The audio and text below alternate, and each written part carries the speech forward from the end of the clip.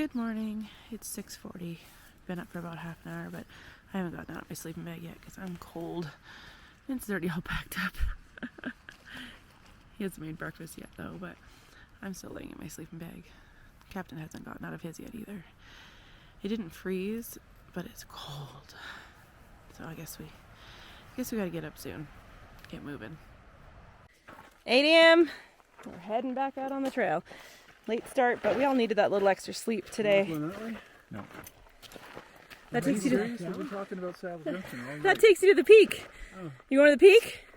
We'll see you down at the Saddle Junction. And is it even showing me in here anymore? Where am I? No, we're going across. Weird. Anyways, oh, there I am. Okay, something's going on with this. Anyways, we're back on trail. There's still a few little patches of snow on the trail. Because it's early, it's nice and firm. Not like the slushy crap we were going through yesterday that we kept post-holing through and soaking our shoes. Most of it's melted here, but there's still a few little sections that the sun hasn't hit yet. I have my micro spikes outside of my bag. If we come to any that are like on a little bit of a lean or cliff or anything like that, I'll stop and put them on. But when there's just a little patch across the trail, that doesn't concern me as much, because if you fall, you're not falling anywhere. See, just like right here, just a little patch, and here a little patch. It's been a beautiful morning hiking down to the saddle. That's the junction that leads down to Idlewild. Where we camped last night, we were only an hour and a half from Idlewild. Hiking down into Idlewild, it was hard to just stay where we were. The call of town food and a shower is so strong. But we're not going to do it. We are going to go straight through. Unfortunately, we're losing a lot of elevation this morning, which we have to regain this afternoon. There's still a little bit of a breeze, so I'm hoping that stays. And I hope that we're not on the north face when we climb back up, because I really don't want to deal with snow today. It stresses me out a little bit. One thing I should mention is we camped at Tuquit's Peak, and a lot of people from the water source, they take the alternate trail and not the PCT route, because it actually cuts out one climb, which is what we did yesterday to get up to the campsite. So if you take the alternate, you still end up at the saddle, but you only do one climb. But I would say, like, if you got it in you, it's not that hard and it's not that long, and it is beautiful up there. And like the sun coming up and going down was absolutely gorgeous. So I highly recommend not taking the alternate route and staying on the PCT the whole time. We're 0.3 from the top. We're above the clouds. We're above the clouds. Just made it up to the top. We're almost at 9,000 feet. I took a little screenshot of the Far Out app, so you can see where we camped at when we went all the way down and then all the way back up to the top. Captain was just saying it felt a little easier than it did yesterday. I think so. There was a lot of switchbacks, and it's pretty cool this morning, and I think that definitely helped too. And we're not fighting the wind. There was a headwind yesterday going through up the mountain. So yeah, now we get to go down for a little while, and then we get to go back up. Lots of signs here. The peak is 3.7, but we're not taking the peak. We are, I think, taking the Deer Spring Trail. I think it's the one that leads, the PCT stays on. That's a good indication by this sign here. PCT northbound. There's signs everywhere around here. Signs everywhere, signs. Oh, I see the trail. I was taking a picture of this. Let's then take a 5-second break. San Jacinto Wilderness, San Bernardino National Forest. Nice. Just casually walking with this as my backdrop. Like, okay. It's Sunday. I could be at home on my couch watching Netflix or sleeping. But look at what I'm doing. Look at how pretty it is. Look how pretty it is. Stop for a quick break to filter some water. Oh, I hear a hummingbird. It's, whoop. Here's a little water source. Oh, if you see around my shadow. Oh God. Just coming. The snow melts, bringing water all the way down. How's it taste? We just met a couple of hikers at the water source, and the lady shared her bag of Doritos with us, and we're like, oh my God. It's like we've never eaten Doritos before. They were so good. But she got them out of the hiker box in Idlewild, along with a bottle of bourbon. So there's a story about this bottle of bourbon. The first time we were at Paradise Valley Cafe, there were section hikers that were only going to Palm Springs that needed fuel and didn't want to go down to Idlewild, so they were trading their fuel for bourbon. So I gave him some, but I didn't want the bourbon.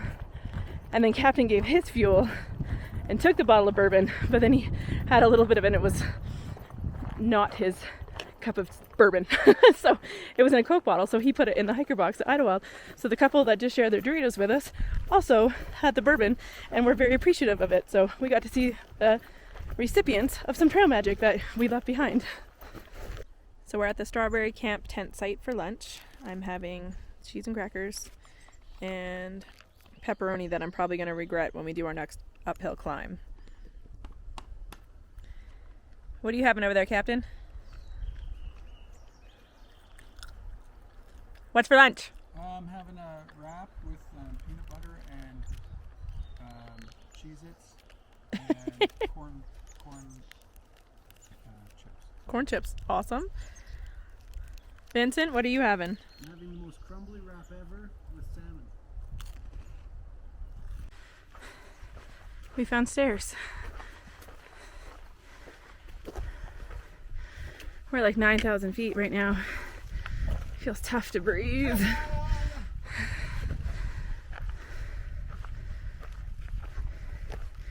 We just went through some bit of snow. I was the only one to put my crampons on, but I was just feeling like I need a little more security. Whew! You can hear me huffing and puffing in this video. So, anyways, we've hit as high as we're gonna go, and now we get to start to go down. Woot woot. We're doing hiker math now. We don't have, this is the last water source for 20 miles? 19 and a half. 19 and a half miles. So we're all doing hiker math. It's like, what, 3 o'clock in the afternoon. How much do we need for the rest of the day? How much do we need to make dinner, to have breakfast, and to have water to drink to hike out tomorrow? So, yeah, we're going to be packing a lot of water out of here. But it's all downhill, so that's the good thing. Okay, so I've got about 5.5 liters, and Vince has 7, and Captain has 7 liters. So thank God we're going downhill, because, well, my 5.5 is like... That's probably 16 pounds yeah, for 7. just for water. Awesome! We're trying to get down off the mountain as fast as we can, as far as we can. It's almost 5 o'clock, but you can see that there's weather rolling in, and it's super windy. So we want to get as low as elevation as we can get tonight.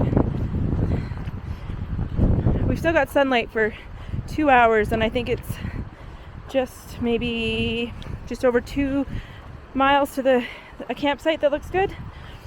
So we're aiming for that. Less than a mile to camp. We've been walking probably in 2 miles worth in deep snow. This isn't much here. So we had to put our micro spikes on. They're pretty grippy, but when the snow is slushy and soft, you can still slide a little bit. So it was a little unnerving late in the day. We thought we just had to go down the mountain to get to the campsite, but then we had a 300-foot climb, and then we hit over a mile of snow we had to cross. So Captain and Vince and I crossed pretty close to each other, and we all put our micro spikes on. I think Captain slipped a couple times, but nothing major. I slipped once, but it was nothing, just slipping on just little slick parts, not anything to be worried about. Oh, I guess I'm showing up in the trees. So now it's just little patches of snow. The wind is like bone chilling. Vince will have more video on his YouTube channel. I just wanted to keep 2 hands on my poles and pay attention to what I was doing. I was not taking any video. Yeah, here's a bit more coming up, so I'm gonna turn it off for now. We made it to camp. It's like 7 o'clock, or almost 7 o'clock. We've been walking since 8 this morning. I see Captain's tent set up there. I almost thought someone had a little fire going in the fire pit, but it's just, they've got something like fluorescent orange in it. I am frozen. So we're gonna put our tent up right away, crawl inside and warm up before we do anything. Oh my god, there's a picnic table. I'm so excited. I'm so excited to see a picnic table. Whew. So we're laying in the tent, just still trying to warm up before we make some food. It's really windy and cold, and we got really chilled and wet feet, so we stripped off everything wet, put on all our dry layers, and now we're just trying to get under our quilts and warm up before we make some food for dinner.